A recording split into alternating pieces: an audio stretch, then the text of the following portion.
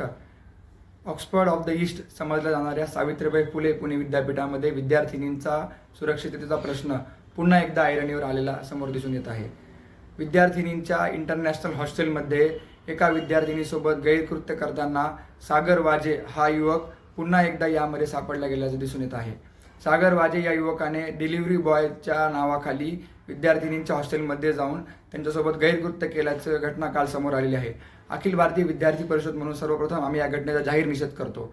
यावेळी विद्यार्थिनींसोबत चर्चा केलेली असताना या विद्यार्थिनींना हा विषय सर्वांसमोर येऊ नये, मीडियासमोर येऊ नये म्हणून विद्यापीठाचे अधिष्ठाता असलेले विजय खरे यांनी या विषयामध्ये मानसिक प्रेशर केलेलं आहे व विद्यार्थिनींचा असा दावा आहे की विजय खरे सरांनी यांना ही कंप्लेंट पोलिसांमध्ये देऊ नका असं प्रेशर यामुळे विद्यार्थिनींना विजय खरे सरांनी केलेलं आहे.